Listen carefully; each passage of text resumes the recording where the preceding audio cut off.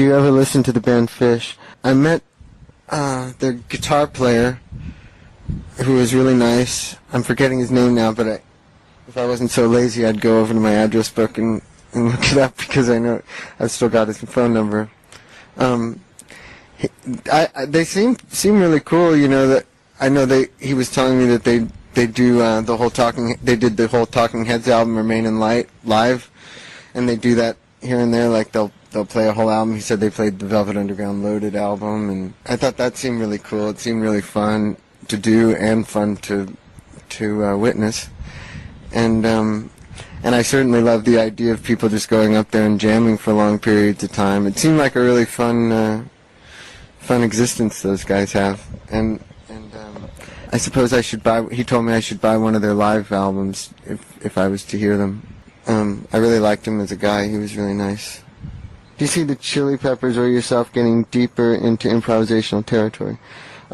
We definitely have in the, like for instance, on the Californication tour, we had just started doing like sort of real noisy sort of endings for shows. The first couple that we even did, we released as B-sides of End of Show Brisbane and End of Show State College, and then on the By the Way tour, we really started getting deep into that.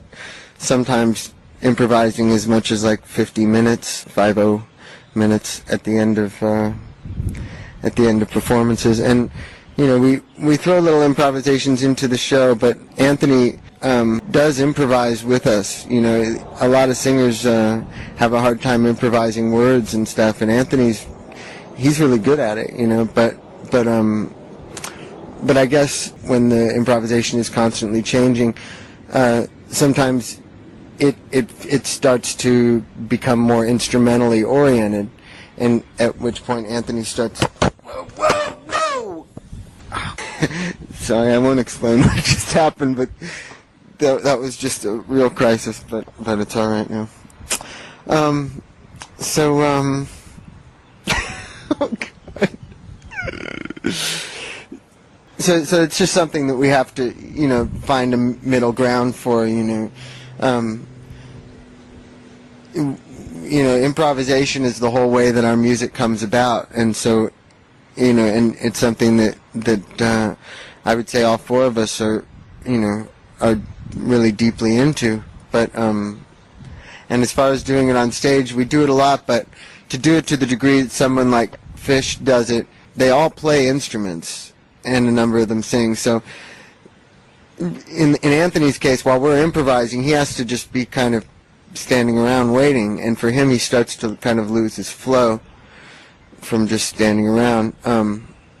He does support us by dancing and things like that, but there's only so much a guy can do before he starts to feel like he's not really part of what's going on.